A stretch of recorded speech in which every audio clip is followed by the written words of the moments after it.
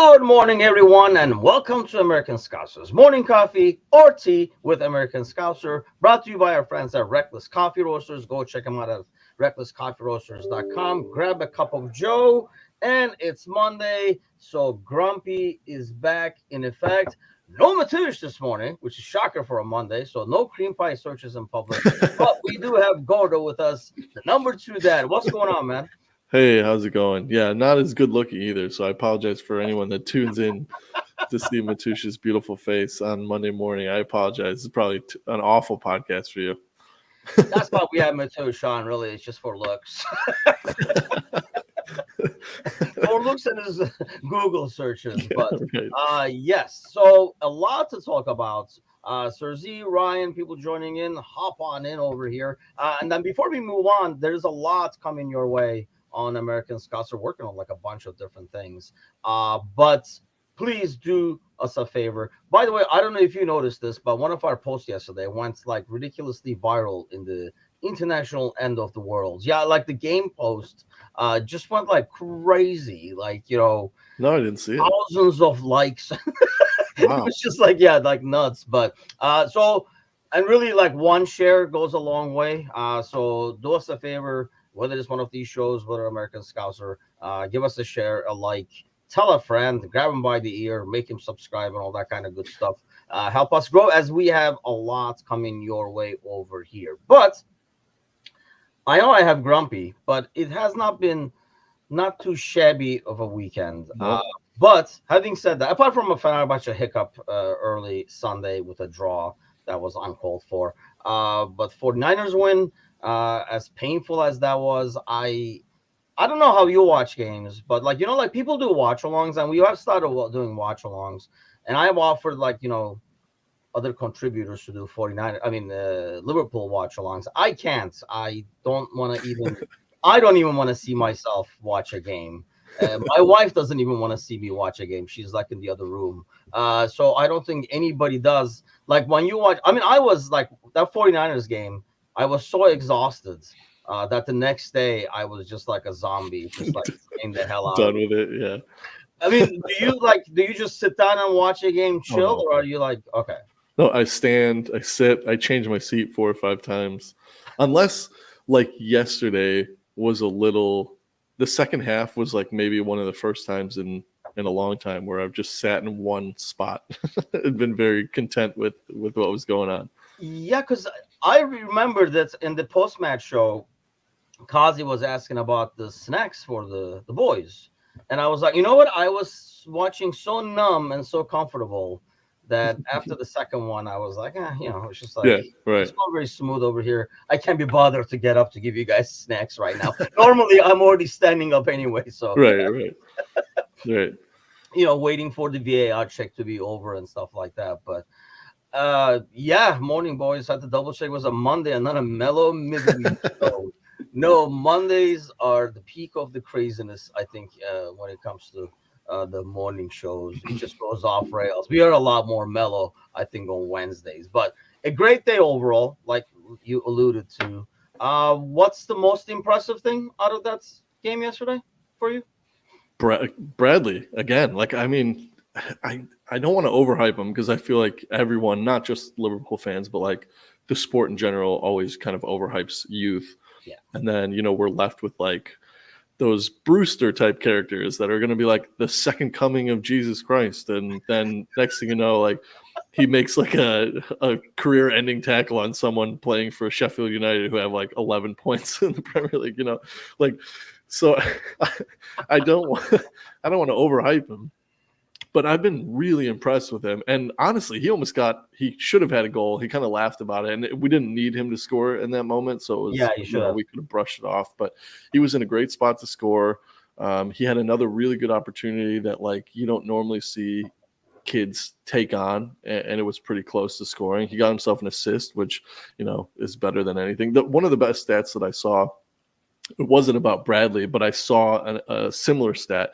I've been seeing these a lot where they're comparing United's Antony to everyone else in the league. There was one where it was like Jurgen Klopp, and it was like the appearances. Like Jurgen Klopp is doing as good as Antony right now. And one of them was like Ivan Toney was out for 8 months on a ban, and he came back for 19 minutes. The other one was like, Bradley has an assist. It's better than Antony. So like, it's just getting worse and worse for that. Yeah, he was solid. I think you still have one thing that really helped him. I thought was this is probably like the best we've seen Konate play. Mm-hmm. He did have another one of these games. Was that against Fulham maybe in the League Cup where he was amazing? I don't know. He had another one of these games a couple of weeks ago that keeps making us say, if he can stay healthy and Van Dijk being back to his default settings, it feels like that helps a lot. That helps Gomez a lot on the left because we've always talked about one thing that got Robertson, I felt really exposed was Van Dijk going back to being human for a little bit there. So it looked like, wait, Robertson can't defend anymore. Actually, Robertson was like this all the time. Van Dijk was covering it. And I think on the other side, it helps Bradley to have Konate over there. I mean, I love Kwanzaa too. Same thing again. Don't want to overhype him. Let him like develop. But I think it helps to have Konate there to kind of like, solidify things, tell him where to be, tell him where to go, stay wide or come in or whatever. So it helps to have some experience over there. But he was amazing. I thought McAllister had probably his best game for us. Definitely. Like both defensively and like his distribution and stuff like that. And dude, you look at how many people we were missing. It did not feel like it. And I think that's like the biggest thing to me is that impresses me from yesterday is like holy depth actually with the number of people we're missing. This would not be a thing like 2 seasons ago. No, 9 players injured. I mean, look at was it 2000? It was right after we won. Was it the 2020-21 season where it was literally Van Dijk, and then the season went to shit, and then next thing you know, we've got 3 or 4 injuries, and we just couldn't compete with anyone, and then it took an Alisson header against West Bromwich Albion to secure 4th place. So, I think this is not something that we're used to as Liverpool fans, which is like a solid depth, because I think it was about 9 or 10 players that are absent through one reason or another. And so Ryan says Mac absolutely had his best game. I've been really hard on him. You were hard on a lot of people, man. Yeah, even though playing out of position, he was great. So here's the thing. I don't know if you caught this, and I'm glad like Ryan mentioned that so that I remembered to bring this up. I was in a YouTube hole again last night, so I was watching some like random videos of Liverpool, Fenerbahce, 49ers kind of a thing. And, once the TV knows, like the YouTube app on the TV knows, you're like, oh, I know what you want to watch. How about this? Yep. And one of them was actually them talking to Klopp after the game yesterday on the sideline. And one thing he mentioned that makes me think that he is the number 6. We are not looking for a number 6. He is the number 6. He talked about not a lot of number 6s have the distribution that McAllister has. And he made a point of saying he only does not like McAllister in that role when the pitch gets wide. If we're more like compact in the center, there is nobody better than McAllister. Having seen the game yesterday, and now, I don't know if you saw this interview, but now that I give you these tidbits of this interview, do you think he's actually the 6 that Klopp wants, and he's not really looking for like another 6? Yeah, I think one thing that I thought, and I know we've talked about it on a couple of shows, was like with the new role that he's utilizing Trent in, coming inside, he's kind of covering some of the middle, and he's a defender. So you can get away with someone that might not be as good at defending because technically we're crowding the middle a little bit. So you can make easier tackles by forcing players into cul-de-sacs, for lack of a better term. But then when Trent got injured, I thought the person that was going to be exposed the most was Mac. And we kind of didn't get to see it a lot because Endo was sitting there. And then Endo leaves for the Asian Cup. And I'm like, oh, this is when we're going to watch Mac get exposed at a 6 because Bradley's not going to play the same way that Trent does. And there's going to be no cover in the middle. And he's going to have to be the guy making those tackles.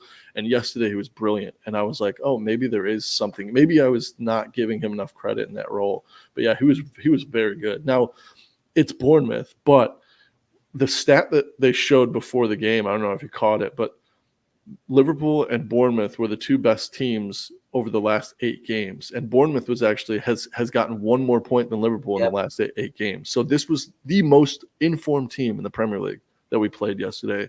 So they were nobody to slouch on, and Mac was brilliant. So I do think you're right. I think maybe we were a little harsh on him, and maybe Trent coming in the middle crowds him out, and maybe he feels a little less responsibility to defend, and that's why he's been getting caught out. And now that he knows that he doesn't have that kind of fallback, that he had to kind of step his game up, and it kind of matured him a little bit in that role. But I enjoyed him. Yes, I was tooting my horn as always on the post match, because even though we did almost flip flop and used Gomez to come inside a bit more on that side and kept Bradley out in the wing, you see the goal coming at the end from Gomez on the right hand side. You see how many overlaps. I think that really helped Bradley be what he is, instead of trying to play a position that he's probably not as used to. And it shows that the midfield was a lot more controlled, and we could spread the ball wide when we needed to on the left and on the right hand side, especially on the right hand side. And it was a lot more effective going forward. So I wish we kind of stuck with this and keeping the right back and the left back out wide like we used to, and they were like the top creators and the top assists and stuff like that in the league, especially after like Robertson gets back to. By the way, Gomez again has like an excellent outing, and I hope people who have been shitting on Gomez, I'm sure they're in hiding. They're just waiting for him to make a mistake, and he does have that occasional mistake in him.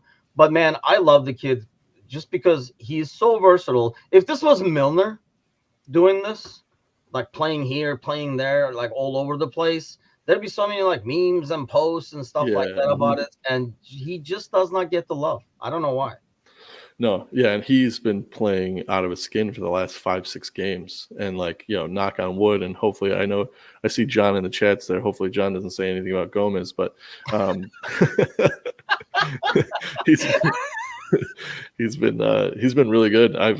This is the player I think that we all thought he was going to be a couple of seasons ago, when we thought he was going to be the man next to Virgil, and I think maybe his role is actually a wide defender, and he's been phenomenal. I mean, his cross for one of the goals was it Nunez's goal it was perfect. It was phenomenal. And then he cut inside again. Like, he's not shy to bring the ball inside. I mean, at one point he was dribbling across the 18-yard box and was almost like on the opposite corner, like making things happen. And then 5-10 passes later, he's back making a tackle in his actual position. And I was like, this is what we need. Somebody that's not afraid to go forward, blur some lines, cause some chaos in the center of the field, and not afraid to take a shot. So I think he's matured quite a lot, and I've been enjoying watching it.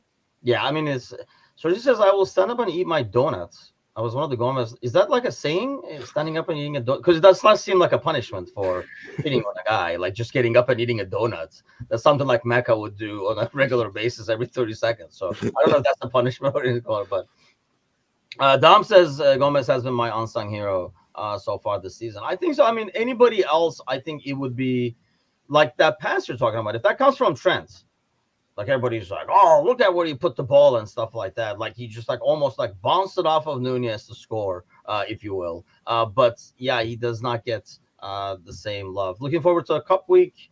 Then Chelsea, Arsenal will define our season. A tree in the woods, as the same goes on assists as Anthony.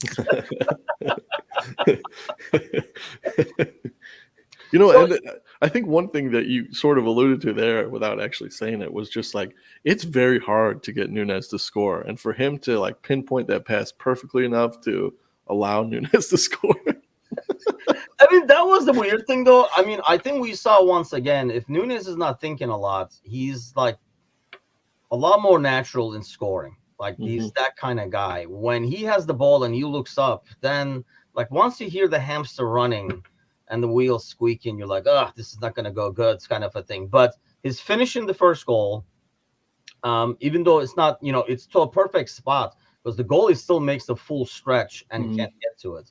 But that's because it's like an instinctive one touch. And thanks for the center back. He's not off, because he could have been in that one. The guy tracks him. In the first half, I was very frustrated, but in his defense, none of the front three looked really good in the first half. And this is the weirder thing, right? So we've been talking about Nunez on the left. We feel like he's a lot more effective there and stuff like that. And he has been, right? And then we have yesterday, it doesn't look good. And then you put Nunez to the middle. He switches it at halftime. Nunez plays more like through the center. And then it's like totally different. Mm-hmm. Like everything is totally different. I know partially he was talking about like telling them to push up the line a lot higher. We were kind of like giving them too much space and stuff he was saying. So like, is it a game by game thing in terms of how he's going to look or where he should play? Or is there really like an ideal spot for him? Like we got to insist on so he gets used to it. I really think it was the change. It's almost like him coming off at halftime, coming on, excuse me, at like 60 minutes. Like how often do we say that he plays his best games when he comes in at 60 minutes when the game's already kind of settled and he kind of brings a little bit of chaos. And I think that's what he did when he was pushed over because of Gakpo coming on. You know, he was able to find a new spot. The defenders had kind of been comfortable with him coming off the left. And then he changes where he's coming at. He changes how he's running, and he's able to create some of that chaos. So it was almost like he went to a new position or came on from the bench because he wasn't playing the game the same way. But like you said, tactics kind of changed a little bit. But I guess it is a little bit of a crapshoot with him. It's like because the first half I was like, I hate this guy. I really hate this guy. I couldn't wait. I'm like, can we just sell him in January? I was like, and then in the second half, the first goal was phenomenal. It was the Jota goal that broke the deadlock. And then they pull it back and show the replay. And he's the first one that touches it from Gomez. And I'm just like, oh, it's offside. It's offsides. It has to be offsides. It's Nunez's run. It's, he's got miles of space and he stayed onside, which I haven't seen in a few games. And then he makes a great pass. And then, I think maybe that gives him the confidence. And then he scores two really good goals. Like you said, there wasn't a whole lot the keeper could do. It was well placed, but those are two opportunities that he would have missed a couple games ago. So I don't know. It's just hot and cold. I hope that this gives him confidence. I know a lot of people think that he needs that kind of confidence moving forward, but then you look at his goals and assist stats and like, how does this guy not have confidence? I don't get it. Yeah, but here's the thing. You look at his stats that are really good, like goal contributions, assists, and stuff like that. But here we're talking about him. So I can see why he wouldn't get confidence from that because we're not. You know what I mean? Like, because right. You see it on like a regular basis. If one thing that I find it, because I see a lot of Nunez hate online. I mean, heck, on our Discord channel as well, which, by the way, I'll throw in the invite. If you're not on our Discord channel, join in as we yak about anything and everything Liverpool, as well as other sports and everything like that too. So I'll throw the link over here now. But I feel like one thing that's I find it difficult to dislike him is the freaking efforts. It's like, you bring I remember I used to go, my brother is like 7 years older than me. But growing up, I would go like play with them. And, they're like, I don't know, they're like, 19, 18, 20 and stuff like that, like his friends. And I'm over there like 11, 12-year-old guy. So obviously, like, my capabilities are nowhere near, obviously, like physically, I'm not there either. But you do the effort, so nobody can really get mad at you because you're running 24/7. Mm-hmm. Like, you got the energy of like a freaking 12, 13-year-old. So you're running nonstop. It reminds me of that. I find it like very hard to say, God damn it, like he's not doing anything because there's constant trying. There are some, but at the same time, there's so many like boneheads decisions, like the stupid yellows he gets and stuff like that. Those actually bug me more than misses.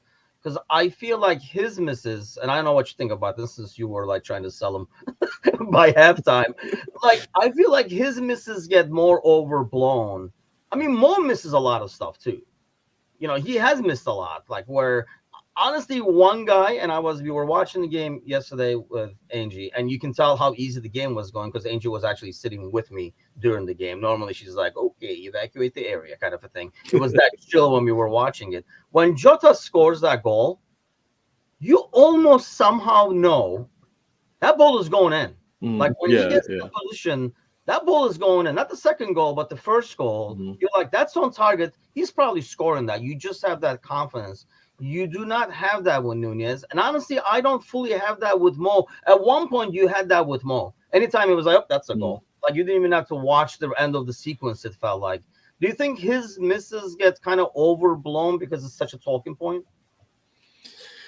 Yes and no, because the one stat that I saw and I was like, all right, because I personally I don't like him and I'm having this, inner crisis where it's like, why don't I like him? Look at his goals and assists, right? He's the first player in a Premier League team to have 10 goals, 10 assists right now in all competitions. So like he's doing well, he's producing. Why don't I like him? Why don't people like him? Well, and then I looked at, I mean, you would consider when Timo Werner came back, I didn't see the stat until he came back. And everyone's like, what is Tottenham doing? Like, they need somebody that can score goals. Why would you bring in Timo Werner? And then you look at his biggest flop season for Chelsea. And over that 2-year period, his expected goals, it was like negative 8.5. And everyone's like, one of the worst strikers of all time. He just absolute flopped, couldn't get anything. And Nunes is negative 10.2. So, like, that I think there is some validity to not think that this guy's producing, right? Because like we look at Timo Werner, and I think anybody could tell you did not work out. So glad he left the Premier League. Wait a minute, why is he coming back? And then you look at Nunes, and he's less than 2 more goals that expected. So I think there is just a lot of misses, and I think you're right too. I think like he is a little bit of a loose cannon with some of his cards and some of his actions, and you know then every once in a while he tries to go in for a dive, and he's just a terrible actor. Like he's really bad at it. Like it's just like, oh no. There was one where he like rolled a couple of times. I'm like, no, don't do that. You weren't even. I There think was it's no. harder for the big guys to act. I mean, I could just fly off like I Sure. was like shot out of a cannon. It's a lot easier for a little guy to act like, oh my god, I'm being killed over here. Right. But a big guy, you're like, come on, man, get up. Like it just looks awkward when they take the dive. I think um Sidus says we were lucky against Bournemouth, longing for Diaz, Jota, Salah, which efficiency wise, that's probably your ideal front three. I know I'm kind of like torn in. So, is it fair? I can't believe I'm like a Nunes devil's advocate over here, but um, Mateo says the worst part of him is that he can't stay on side, which, yes, like little things like that bug me more. Like not being able to stay on side, kicking the ball afterwards, getting a stupid yellow, really bug me more than the misses because I feel like being there to miss is half the battle. So I'm okay with those misses because it could be an issue of suddenly everything starts going in. I feel like, when you play FIFA, sometimes nothing is freaking going in. You're like, what the hell is going on? And then once one goes in, Yeah, the everything starts going floodgates. up. Right. And we've seen that with Mo. Like, he would take shots that he does not take now. I always go back, like it's like a vivid memory because obviously it was like a pretty kick-ass game. When we beat United away 5-0.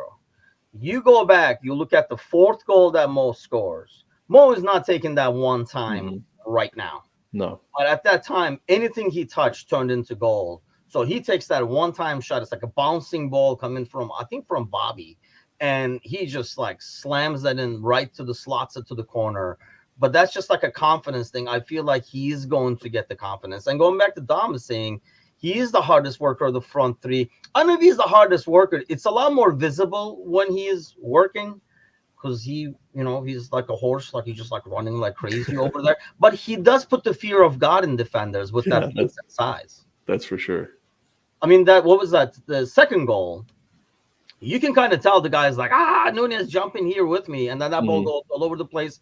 Gakpo picks it up, perfect pass, and then we score. Do we? So I guess going back to what I was gonna like being the devil's advocate for, when Mo does not score, we still say, people will be like, oh, Mo didn't do anything, but his presence creates a lot of space and stuff for others. Can you say the same for Nunez? His presence in that press, like Dom was talking about, his pace, his physicality, and his efforts Does that help a guy like Jota, for example, because it opens it up for him? But Nunez just does not get the credit that we give perhaps to Mo. Yeah, and that's with a lot of players. Like the game's unfair in that you don't get on the score sheet for second assists or anything like that, right? Or like, the hard work that goes into the goals, which is something that unless you're actually there physically watching the game, it's really hard to pick that up because not even the cameras really follow that stuff. Yeah. And so sometimes you do get that unfair stick. I really do. There's a couple of factors with Nunez, right? He comes in as like heavily touted to be, just a wonder kid. And then he's sort of unfairly compared to Haaland because Haaland went off, Nunez didn't. Liverpool have the worst season under Klopp. And, he didn't save us. He could have saved us. I really just think it's down to like what Mo has done to us, right? Like Mo has a track record. It's like you go to a mechanic who fixes your car fantastically all the time. And then one time you go and the car still sucks. And you're like, well, maybe it's just the car or something. And so like you still go back to the mechanic, not realizing that mechanic is like getting older and can't see as well into the shaft. It's never going to be the same. Your car's never going to be the same because your car's getting older, the mechanic's getting older. But I think it really is like, let's say we go on and win 2 trophies this year and Nunez is part of some, big goal in the run-in, whether it's just the FA Cup and the League Cup or whether we win the Premier League or Europa League and Nunez is somehow involved in that. I think then he starts getting a little bit more respect. Yeah, and I think obviously goals, right? As he starts scoring goals, if he had like 3-4 games in a row when he like was scoring goals, I think that, and it doesn't matter what kind of goals. And like Don was talking about going back to the 80s. The first, good thing John isn't here because he was going to be like, what? The first part of the defense is the attack. Rush was magnificent at chasing back. Nunez reminds me of him. Minus the goals, I guess. Yeah, I mean, yeah, that's true. Minus the goal. I think one thing, going back to your numbers that you were comparing to Werner, where I feel like same thing with Rush. When there was a rebound, I probably talked about this like a few times on the show. I just remember as a kid watching a game when directors and camera work was not as good as now. And I remember a shot coming in, the goalie saves it, and the ball bounces, and it's going like kind of like towards the side over there, and there's nobody, and you kind of, as a Liverpool fan, knew the first somebody was running in frame was going to be Rush. Mm-hmm. And he comes in and he just like taps it in. It's like an empty net because it's just like, just like kind of like dribbling away. So that was one thing. Like sometimes scorers, I mean, I guarantee you Rush with all those goals he scored, I bet you half of them are to like an empty net or tap-ins and stuff like that. But being there is half the battle. I guess I'm maybe trying to take too much of a positive that he is missing a lot of these goals, but he is there to miss the goal. And once maybe they start going in, he's already won half the battle. It's just a matter of getting the confidence to just tap it in. You're not buying it. You're like, I don't know. You're like, I think like goalies are better because you don't see that as often. Like when you do watch the highlights from the late 70s, early 80s, like almost every save goes directly to the penalty spot. It's just like, what? Yeah, why is that? I think like people have learned to like punch it towards the side now.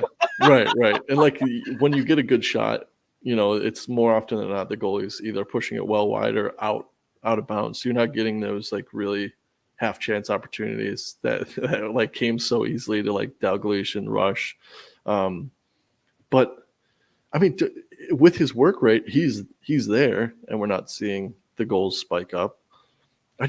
There's something about him that I either feel like you said earlier, like the floodgates open and he goes off on a hot tear and he's the reason that, we beat City to the title this year, or he just has one of these things where, he scores those 2 goals off the bench to beat Newcastle and everyone's like, here he is, this is it. And then what happened? Yeah. So I don't know. He's too hot and cold right now. And yes, he is very young. I will say that. But, you could argue that there's a couple of other players in the league that are still young that get those tap-in goals and their numbers are nice and fluffy. and I think we're in denial. Like everybody is like, "Oh no," and stuff like that. Anytime I mention this, but there's a reason. I mean, if his price tag was only 10 million, he is not getting as many opportunities. I don't care what anybody says. I mean, we are trying to make this work. And I'm sure, I mean, the flip side of that is I'm sure we spent that money because we saw something and we wanted that. But if we keep trying this, a huge reason has to be what we paid for it and we are trying to make it work. If you had, I mean, Divock or somebody like that do this. Heck, I mean, Minamino fucking pretty much won us like a league cup by himself and stuff Yeah, like, yeah. and still like was sent packing. I mean, I don't think anybody else gets as many opportunities if A, his price tag is not that high, like this high, but B, at the same time, he is showing glimmers of hope Yeah. constantly. Yeah. Like it's not like he has one game where even if he has a poor game, you see something in the game and you're like, see that can we get that more of that? And then you're like, no, you can't get more of that. Yeah, well, it was like a couple Fridays ago. Anon, I was like, I felt like he was a Darwin drug dealer, where it's just like, yeah, come on, just get a little bit more of that. And it's just like, it's like, oh, that was a good batch. Can I have Just some more of try that? it, man. Like, You're no, gonna no. love it. Yeah, exactly. Yeah, come on, we need just a tiny little bit of that just to keep us going. So much speed, man. One impressive thing about yesterday was it was almost like a mini League Cup game towards the end over there. I mean, I always forget that Gravenberg is actually that young, to be honest with you. But yeah, at one point towards the end of the game over there, we had a bunch of kids out there, and at times you could tell they were kids. And let's be honest, though, Bournemouth was missing a bunch of players as well. It's not like we took Bournemouth on a full Bournemouth on with our backups kind of an ordeal. They were missing a bunch of people, like their wingers were at like the African Cup and stuff like that. But what did you think overall? I mean, we obviously know Harvey. We'll talk about Gravenberg. I want to get your take on him separately. But what did you think about I mean, Gordon? He just like showed up. But like, what did you think about like Clark and Beck once they came in? It's you could see the age. There's the hesitation on the ball because that's the other thing too, especially away from home. You get on the ball and the first thing you're thinking is, who do I pass to? Let's get this off my foot. I don't want to make a mistake. And I think you saw a little bit of that. Plus, we were up, so there wasn't a whole lot of pressure. So I just, it's not a good place to decide whether or not you want to see him again. What I am surprised with is the fact that they are playing for the first team, because I think everybody saw them. We pulled so many players back from loan with all these injuries, and I remember we had the conversation. I think it was you, myself, and Kazi. We're just saying, I don't think we're going to see any of these guys. I think they're going to go somewhere else. And the fact that now they're actually starting to not only make appearances for the team, but the first team. Interesting, because we usually don't see that with Liverpool. It's usually just hey, they're not meeting the requirements of play at their loan. We're going to terminate it. Playing though? Because I know most of the guys we call back, like Carvalho, who scored the winner this week, by the way, for a oh man, but, wow. Like Reece Williams has already been reloaned and stuff. I know some of them were because they were not playing. I don't know offhand. I really don't. If Beck was actually playing. Yeah, I'm not sure. And we still called him back because, yeah, like you said, you rarely see a guy called back and like actually playing right away. Right. That tells me that he probably was playing. Like this is Klopp wants to try and utilize him. It's weird though because he's pushing so many kids through at the same time. I feel like we have a great starting lineup and a strong bench, and yet like now Bradley, like we're like an embarrassment of riches at this point, because like when everyone comes back fit, where does Bradley go? Because he was fourth choice, like wide back, like what now we have to find a place to put him because he's earned his spot there. And then you bring back in and like, all right, when everyone comes back fit, where does he go? But Klopp obviously sees something in him. So it's interesting. It's a position that we've never been in, which is nice. If you have everybody healthy, you like tell the kids that was fun, right? Okay, why don't we go back inside? Like you just took them outside to the park for the lunch break, Yep. because the weather is nice out, and then they're like, that was fun. Let's go Yeah. back inside. And I feel like for some reason that's actually better for young players Hmm. instead of unless they're really over the top great, to have that come over here, get a taste, like it, good. Now go back to working because you obviously can do it. Like you go back with confidence, seeing that, hey, I was able to do it, and you kind of know maybe what you have to work on. Because it's almost like, I don't know, like going back to American sports, you hear a lot about NFL players saying like when they came from college, they were like, whoa, I got to get better at this. This is not the same as, maybe some things That's were true. coming easy to you and they're not as easy now. I got to work on this. So I feel like it's almost better for a guy like Bradley to go back once, Trent is back, Robertson is back, Costas is back, and Gomez is back there as like the Trent's backup right back, to go back and say, okay, these two things now I really got to focus on because that's what felt like is the Mhm. next step I need to take. Definitely. And apart from that, giving them confidence that like they have a career in the Premier Yeah. League, because so many times you hear this, like I saw an article, well, there's always an article, but it's like, the FA Cup youth team that won like 6 or 7 trophies for Man City, like only one of those players is still playing the sport, let alone at a That's high crazy. level. And so like, I think the game sometimes can get really down on those players where they just kind of slog their way through youth teams. They get let go and bumped around, but then you make a couple starts and you realize, hey, I can play here. And a lot of people saw me play. Like I can, I've got a career. I think I'll be okay. So I think that gives them a lot of confidence too. But the flip side is getting a little bitter because like my freshman year, I moved towns. So like nobody knew who I was.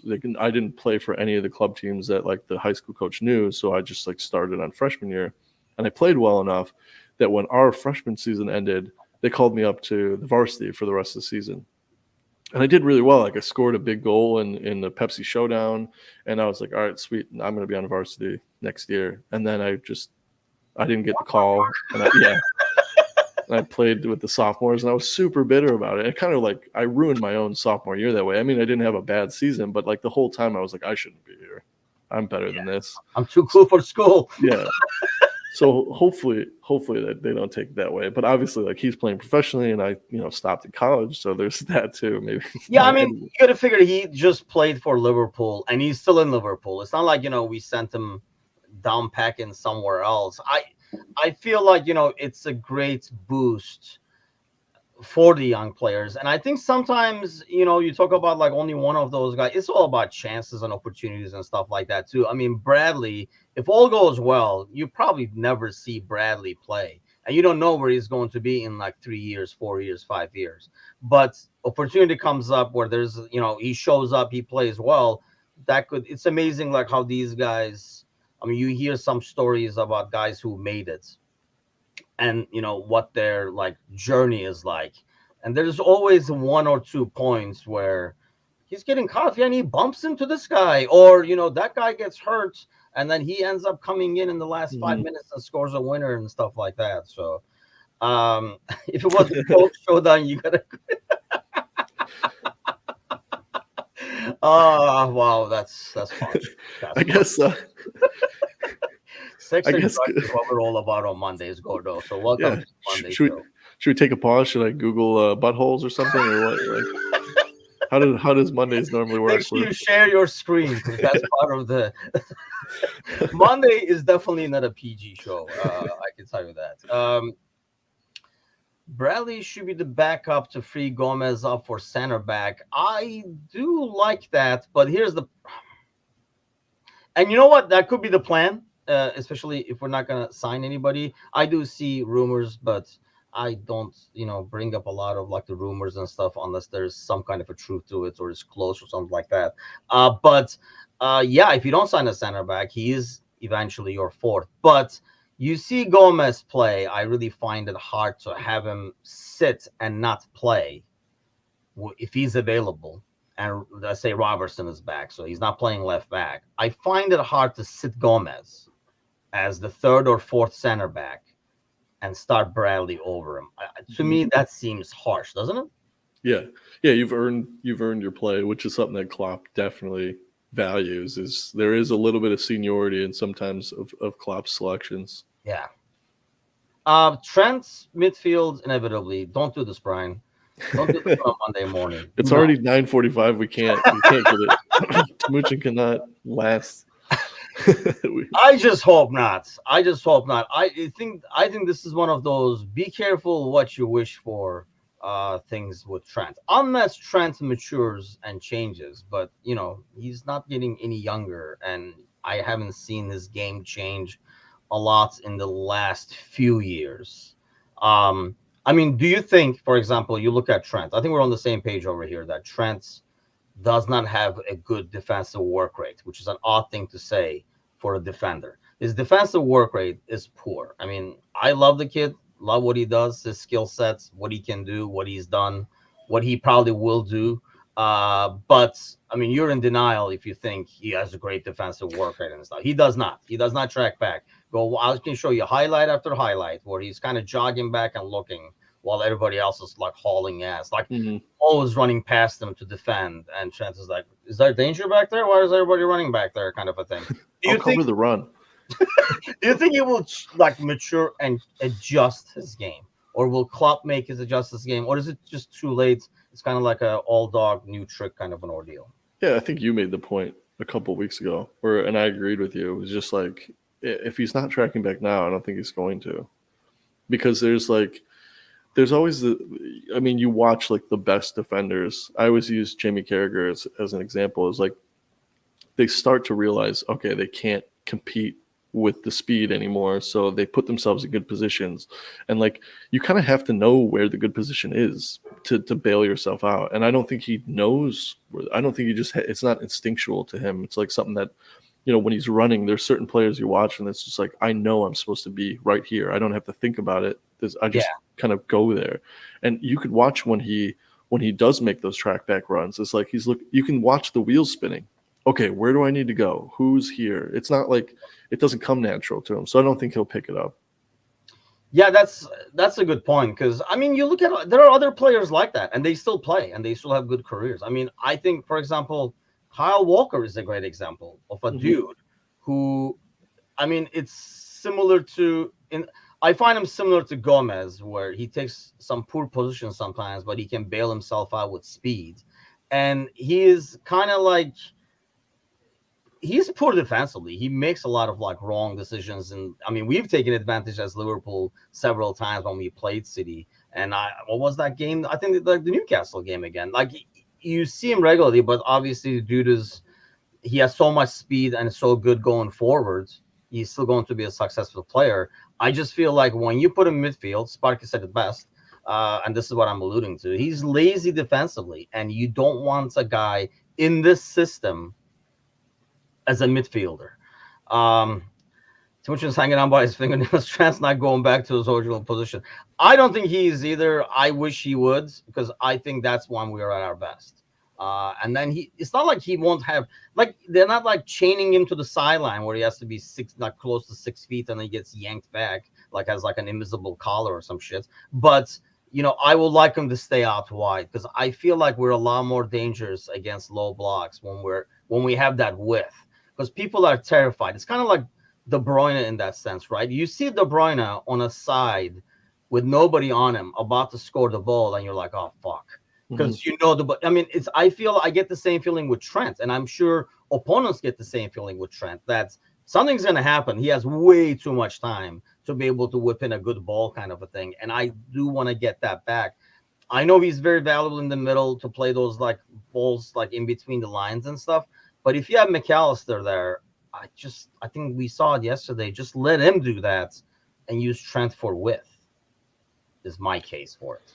Yeah, and like you said, you can't not put him on the team sheet, because he does bring that X factor to everything, and his crossing's pinpoint. But it's like that Sunday League situation, right? You got the one guy who like always drifts forward no matter what position you put him in. He's always like standing in the center circle, and you're like, dude, that was not your position today. You were all the way back there. And so like you have you have to call him a defender, so he knows like, oh, I can't go too far because I'm a defender. Like you put him in midfield, the next thing you know, he's standing on the goal line. Like, wait, you got to rein him in with just his position title.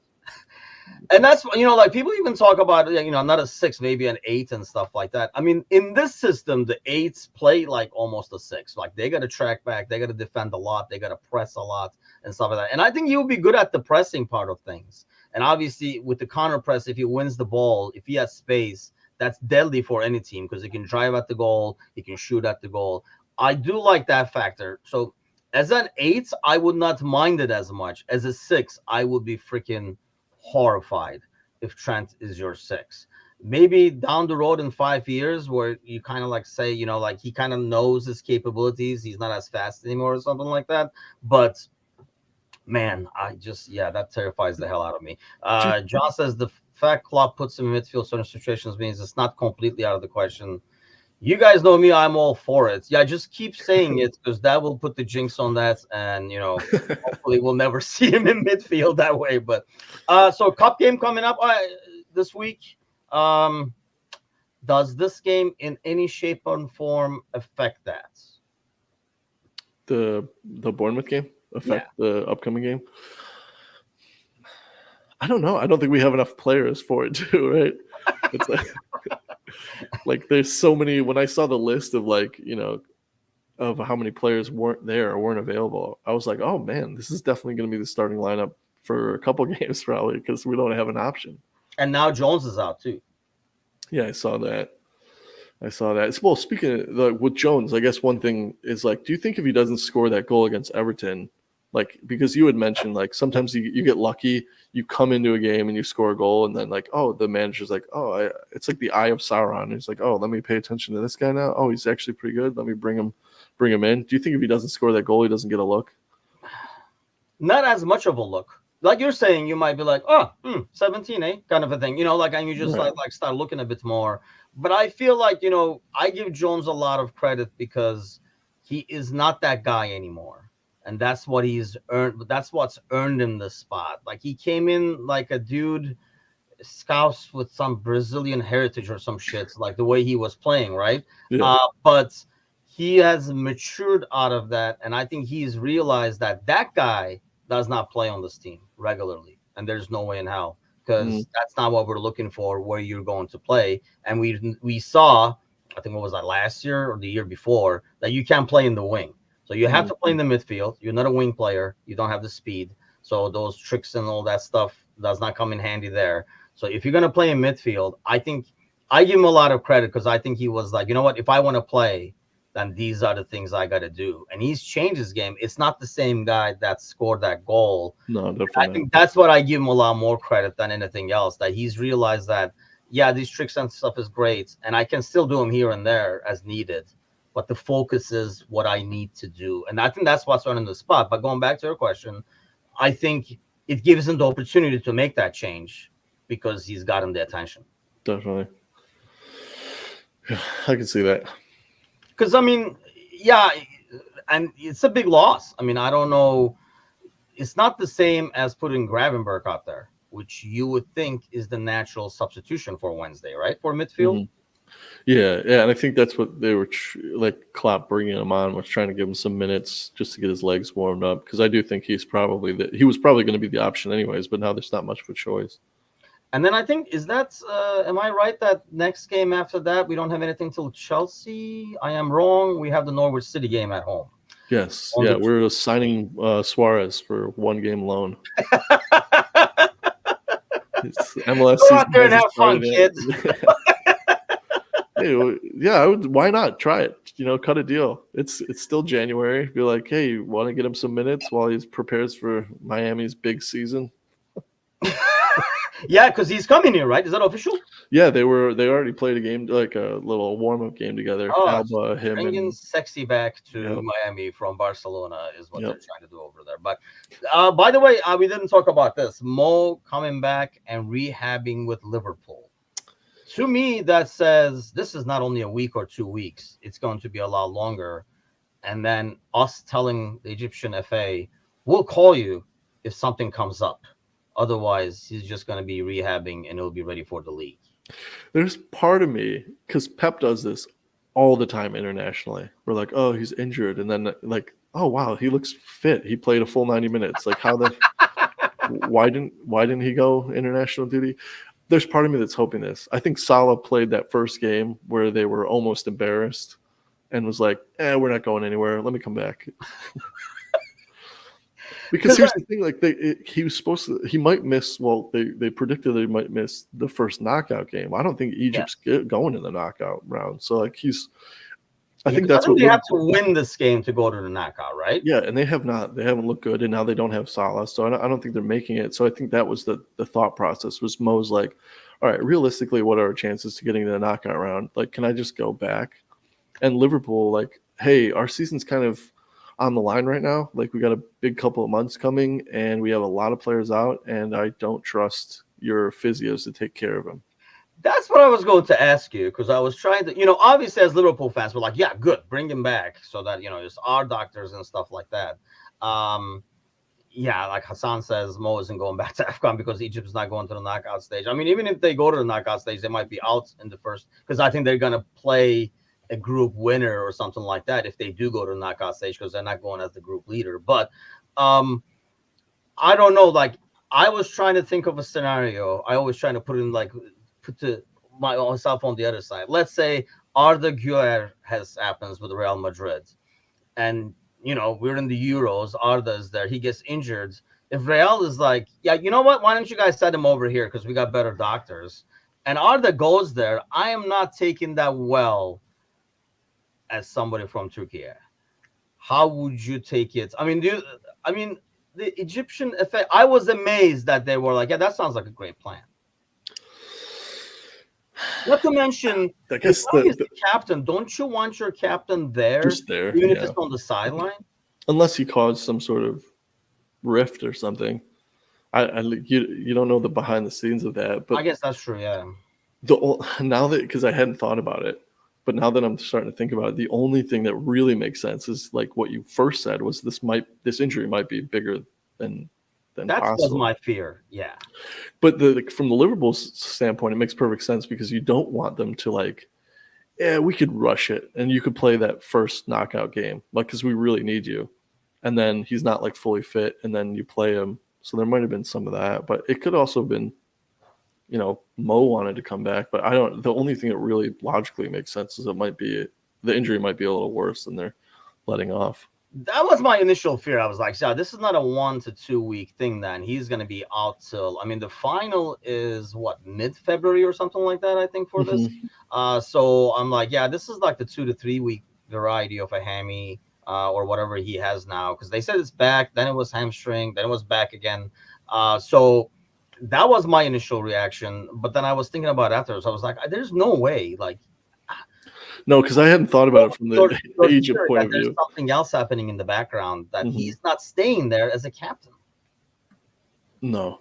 Yeah, right. Because that is, if he is the captain, the reason you choose a captain isn't always for the stuff that you do on the field. It's a lot of like what you do off the field. Because there's, even like the Henderson situation on the Fozcast with Foster. He was talking about when Watford played Liverpool, and just like the one player that stood out so much was Jordan Henderson. Like, maybe he's not the most talented, but like even Mo Salah and Mane were like, what do we do now? Like, tell us where to go. And so like your captain's chosen for those reasons. So you want somebody like that in the dressing room to make a difference. So it's either maybe a tiff behind the scenes or the injuries. Maybe they ask, hey, could you maybe Liverpool asked, can you send some scans over or whatever? And they looked at it and was like, no, you've got this all wrong. Just take him. Like, you guys scan him. Like, Shoji says Mo wants to come back because he forgot to take his Christmas tree. Yeah, the amount of shit he got for that is ridiculous. Maybe that's what happened. Maybe that's the tiff in the dressing room. You put a Christmas tree up, you piece of shit. Dude, did I see that right on Instagram? You're like a Christmas tree, like as they put in their cleats on. Yeah. Yeah, I mean, there has to be something. I just felt that was the oddest thing to me, that as a captain, he would not still be there on the sideline. You always see.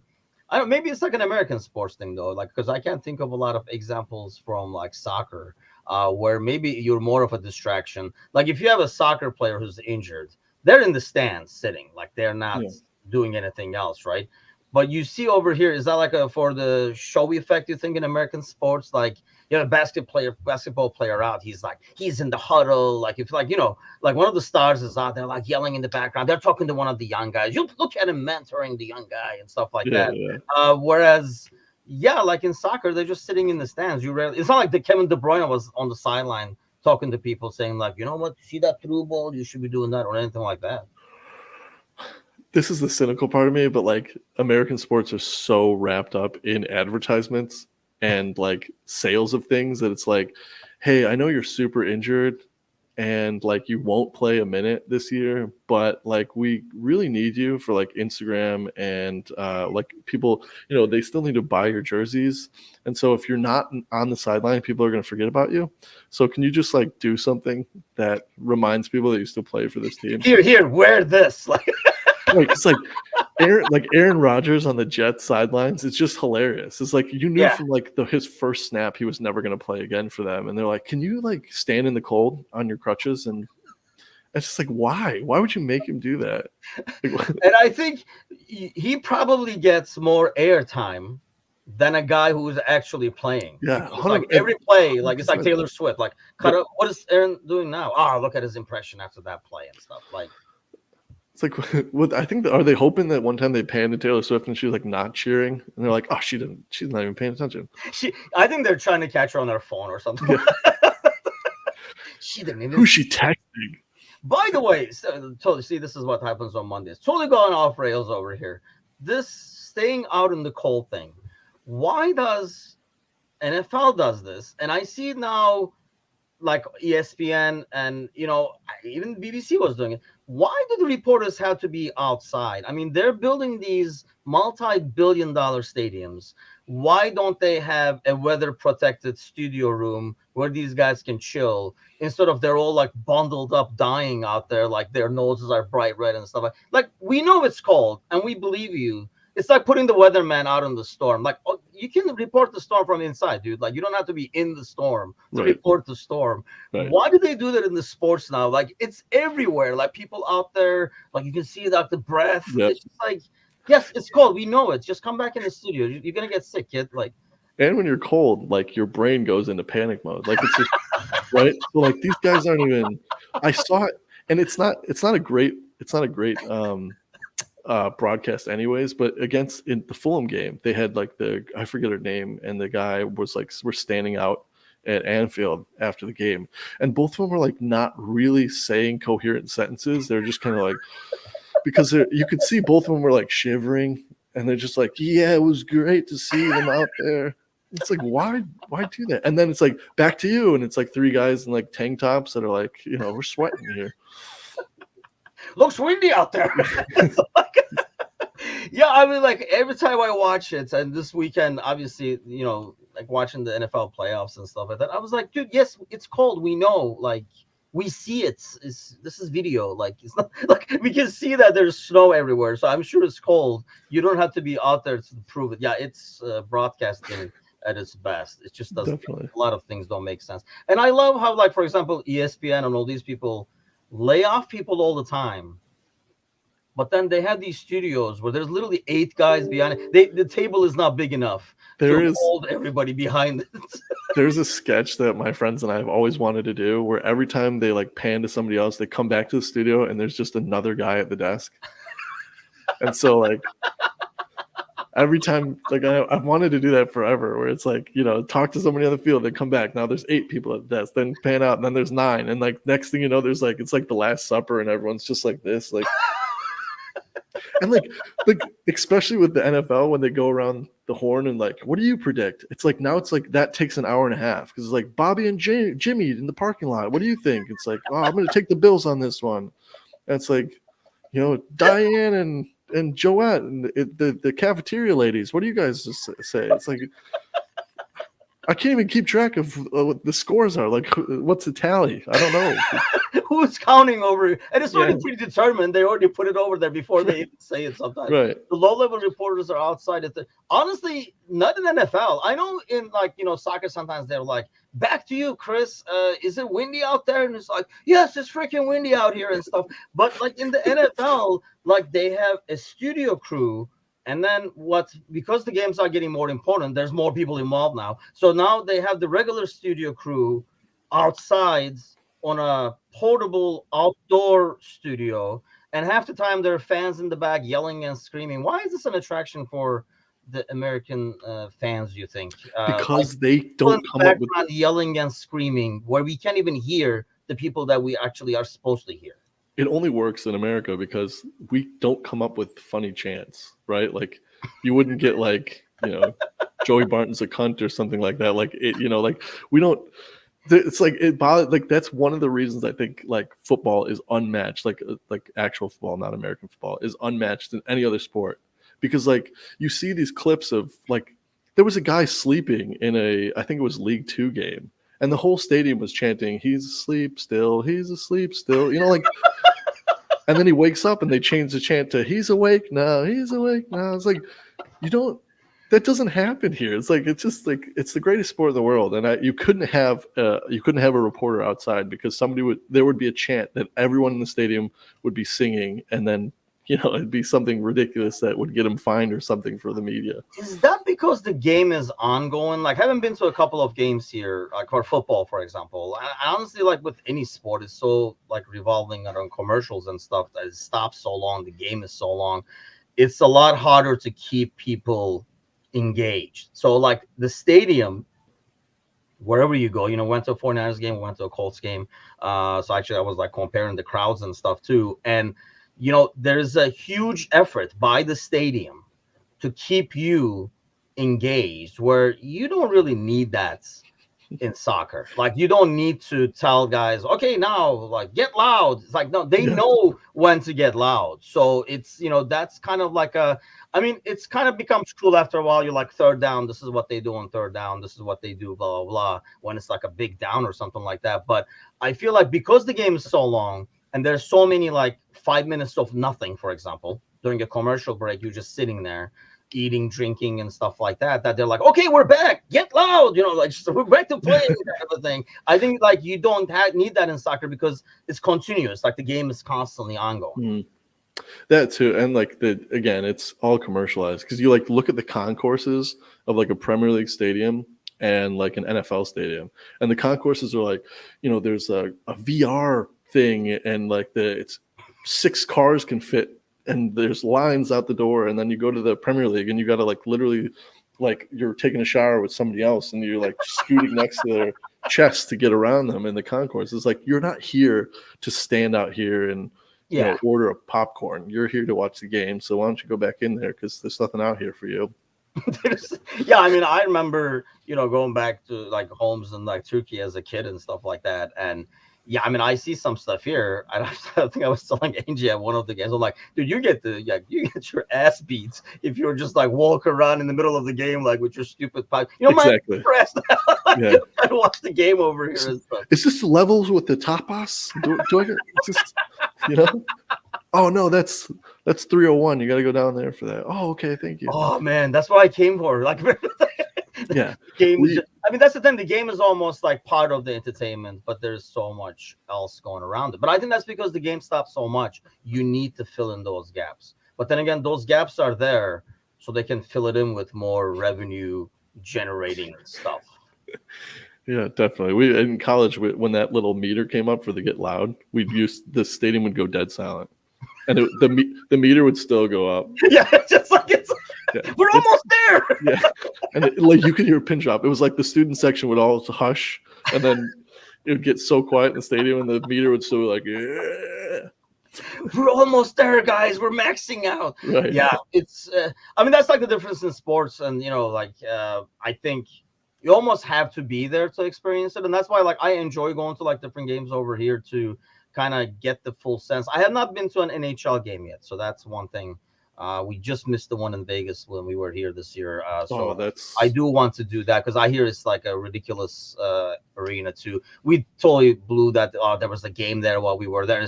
We were in New York, so it's really right next to the thing. You could already tell, like, oh shit, there's a game tonight, because it was like, you can tell everything becomes like the hockey. It's a circus. It's a circus over there. Okay. We always end with a prediction. So Wednesday's prediction from you. For the Las Vegas Knights game, I forgot the Bills. I don't. Taking on the Blackhawks. The Niners. Oh man, I want it every time I say, "Oh, it's going to be difficult," then it isn't. And every time I say it's going to be easy, then like we come back here and it's like. So I really do. I know that it's 2-1, and I know that a lot of people think it's not over. But there's just something about the way that this team's been cooking that I don't see this being a real test. And I think I agree with Sparky. I say 2-0. I don't know. I'm worried about this one just because of the lack of players more than anything else. And Fulham has given us a tough time every time we play them. Has given us a scare because they can score now. They have some like threats, but the only thing is, I feel like if we get a goal, we can blow the doors open, because I think that will be like, well, we're not going to score 3 right away. Like then they're almost like, I think we can break him in that sense. I mean, they're going to start the game saying like, oh, we got to win by 2. But I think if you score the 1, they're like, holy shit, now we need 3 for sure at the minimum kind of a deal. I think you do get to break them, and then it becomes like a high scoring affair. So I'm going with the Timuchin special on this one with the 3-1. But it's early. I'll probably change it Wednesday. So Gordo, thanks for filling in and not doing obscene Google searches on air. So thanks for thanks for keeping control of the Monday show. Appreciate that. And thanks to all those following, commenting, all the good stuff. As I said in the beginning, please do give us a share, send it to a friend. As we're adding a lot this year, we do want to continue to grow. So spread the word, and then we will see you guys tonight on Monday Night Podcast with Bickler and Galley, 7 o'clock Central, 8 o'clock Eastern. Until then, have a great Monday, everybody. Take care.